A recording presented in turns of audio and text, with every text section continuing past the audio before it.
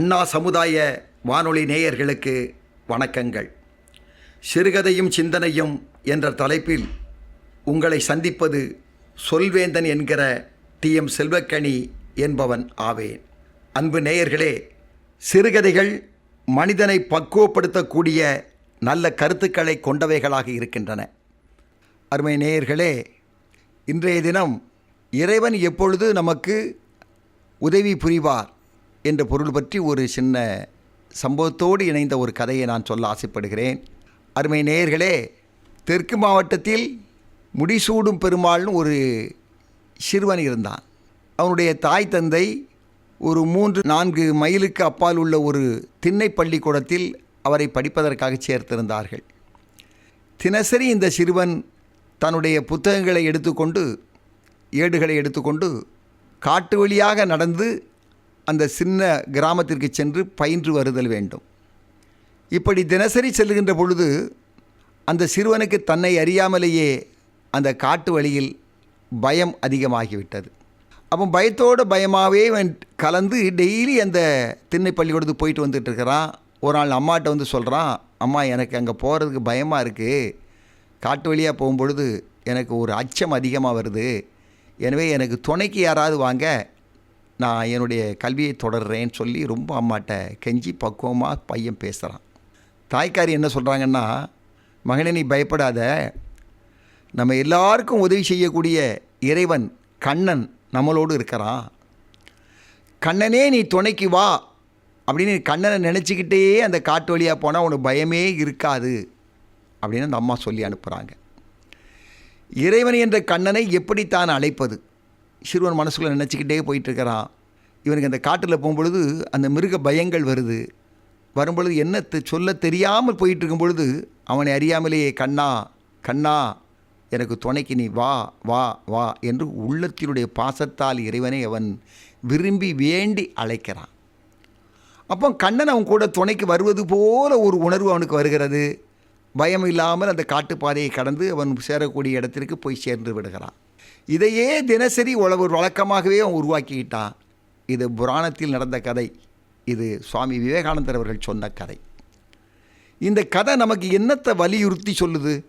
இறைவனை நாம் அழைக்கின்ற பொழுது அன்போடு, முழு நம்பிக்கையோடு, இறைவன் மீது உள்ள உண்மையான பக்தியோடு இறைவனை அழைக்கின்ற பொழுது அவன் நமக்கு வந்து உதவி செய்வான்.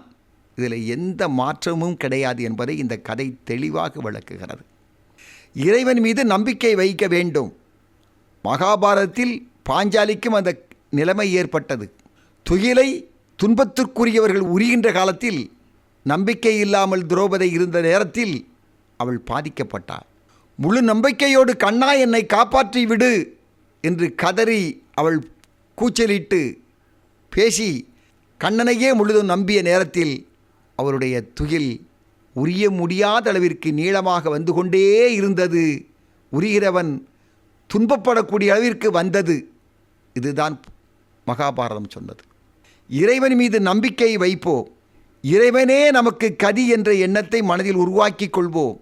எல்லா துன்பங்களும் நம்மை விட்டு தானாக விலகி போய்விடும் என்பதுதான் இந்த சம்பவங்களுடைய கருத்துக்கள் ஆகும்.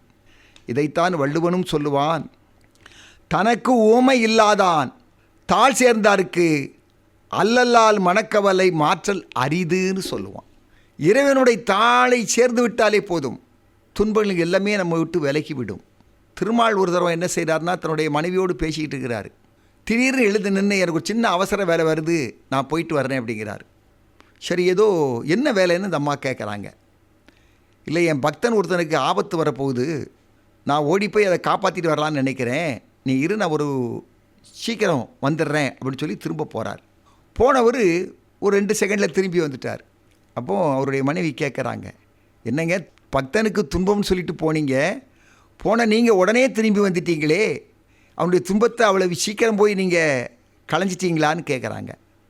இல்லை, என்னுடைய பக்தன் வந்து என்னுடைய நாமத்தை சொல்லிக்கொண்டு நடந்து வந்து கொண்டே இருக்கிறான், பக்தி முக்தியால் வந்து கொண்டிருக்கிறான். வர்ற வழியில் துணிகளை வெளுத்து சுத்தமாக்கக்கூடிய தொழிலாளி ஒருவன் துணியை துவைத்து தரையில் காய போட்டுக்கிட்டு இருக்கிறான். இவன் பக்தியினுடைய முக்தியினால் நடந்து வருகின்ற பாதைகளை கூட தெரியாமல் அவன் துணியில் மேலே மிதிச்சிட்டான்.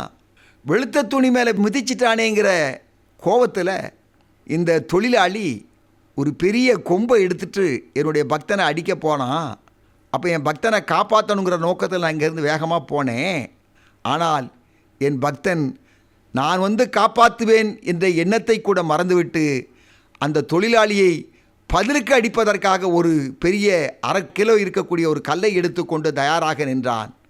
எனக்கு அங்கே வேலை இல்லை என்று நான் திரும்பி வந்துவிட்டேன் என்று திருமால் தன்னுடைய மனைவியிடம் சொல்லுவார். இதுவும் புராண கதை தான். அருமை நேயர்களே, இதனுடைய உண்மை அர்த்தம் என்ன? இறைவனை முழுதும் நம்பினால் போதும், எல்லாம் அவன் செயல், அவன் ஒருவனே இந்த உலகத்தை ஆட்டி படைக்கிறான் என்ற எண்ணத்தில் இறைவனை மனதார உள்ளார நினைத்து நாம் வாழ்வோமேயானால் எந்த துன்பமும் நம்மை அண்டாது, நம்மிடம் வராது என்பதில் நாம் தைரியமாக இருப்போம் என கூறி விடைபெறுகிறேன். நன்றி, வணக்கம்.